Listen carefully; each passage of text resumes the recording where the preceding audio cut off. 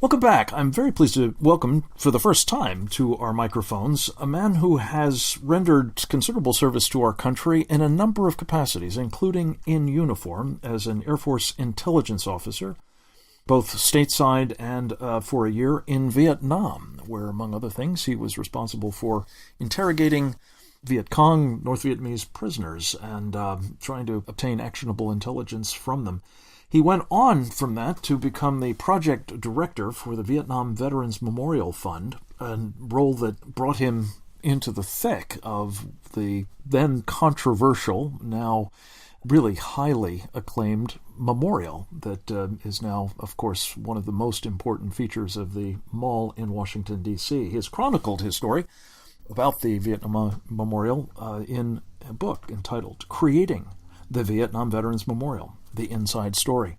Robert Doubek, welcome. Good to have you with us, sir. Thanks so much for your service, as I say, and for joining us to talk a little bit about it. Thank you very much, Frank. It's my pleasure to be here.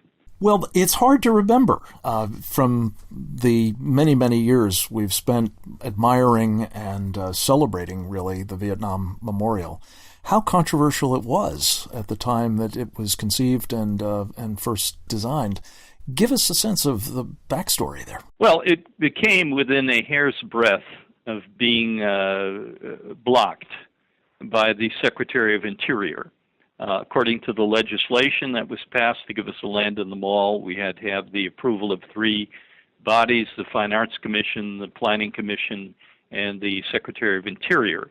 He was poised to block it, and it was only with intervention from the White House who convinced him that we could perhaps reach a compromise. Remind us which era this was and who these principals were.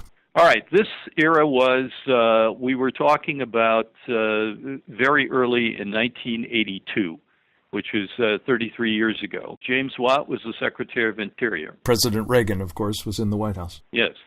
But we had a very vociferous coalition that came together to oppose the competition-winning design. And it was led by James Webb, who's now a Democratic candidate for president, Vietnam vet himself, powerful individuals like Ross Perot. We had staff members of the Heritage Foundation. There were even some staff members on Secretary Watt's staff. And basically they found according to their statements, they found the winning design to be basically nihilistic and a degradation of the service of the veterans.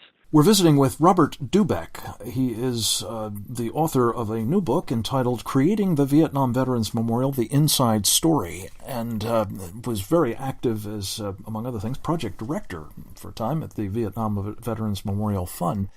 Of the controversy that swirled around this now iconic memorial. So the argument was this was actually something of a testimony to our defeat in Vietnam, I guess, rather than a celebration of those who served and made the sacrifice commemorated on the wall. Is that right? Well, yes, indeed. And, at first glance, you might say their disappointment might have been understandable. I mean, rather than being a tall white tower like the Washington Monument, it was black and receded into the ground. But I felt really that the debate touched a lot of fault lines that were still active under the surface in our society. And I think the first one was whether the war was right or wrong. And another one was whether we were wrong to get in from the beginning, or we were defeated by a domestic fifth column. And then there was one that dealt with race. The designer was of Asian descent. She was a woman of Chinese descent. So some people question whether a person of Asian descent should design a memorial to honor veterans, many of whom died at the hands of Asians. So we were dealing with a lot of cultural fault lines. And I think probably, you might say one thing. I mean, there are words I learned in this process from the architects. One is called didactic and one is called evocative. And so a lot of people were looking for something that was an object, a monument, a building that made a statement of perhaps honor and glory. And we conceived a quiet place which would be there for reflection and contemplation of the service and contemplation of the sacrifice. So, we were dealing with, and we're in a different era now. When we were 33 years ago, people, automatically asked us, well, what's the statue going to look like? There was an assumption among people that there had to be a statue. And in fact, there was a big debate in the press. I think it was the National Review called for appropriate statuary. And we had a very good supporter named James Kilpatrick with conservative credentials who said, bosh, the city is full of statuary. Most of it is terrible. And he went there and said this would be powerful. But talk, Robert Doubek, about how it turns out you did, in fact, ultimately have the wall accompanied by statuary and the controversy surrounding it as well.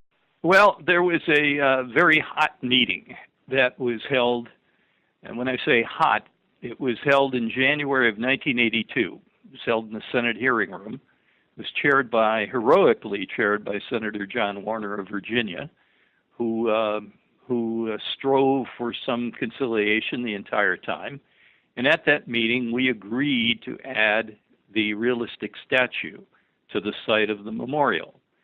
And then there was a rear guard action when we fought a battle to scale the statue down to realistic proportions and place it on the site in a relation to the wall where the whole thing served as an integrated whole. And so we were finally able, that whole thing wasn't resolved until actually 3 months after the memorial itself was dedicated. And I remember this was a troubled time for our country, as well as, of course, those of you seeking to find a way of reconciling, including my friend Joel Swerdlow, who's also written a book on To Heal a Nation.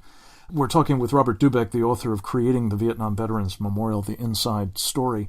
Robert, if I may, very quickly, you have one other facet in your interesting record. You have also founded and been the former president of American Friends of the Czech Republic. We're very interested in today's struggles, and specifically ones involving our friends and allies overseas and how they regard the United States as a reliable ally or perhaps not so reliable one. Can you give us a sense of how, from Central Europe, we're seeing the United States these days? Well, I believe my sense from my personal friendship with the Czech ambassador and my interaction with many Czech officials is that they believe very strongly in the NATO alliance, and they're extremely value their membership.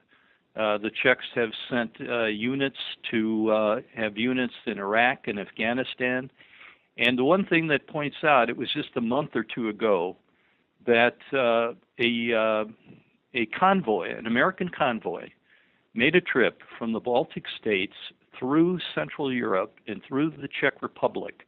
And there were some people who called for demonstrations, but instead they were met by cheering crowds all along the way. Well, it's a signal, I guess, of the desire for strong American leadership and presence in that region. I hope it will be forthcoming. Thank you for what you do to try to promote our friendship with folks there, notably in the Czech Republic, as well as your service to our country as an Air Force intelligence officer. And for this new book, Creating the Vietnam Veterans Memorial, The Inside Story. Robert Doubek, come back to us again, if you would, very soon.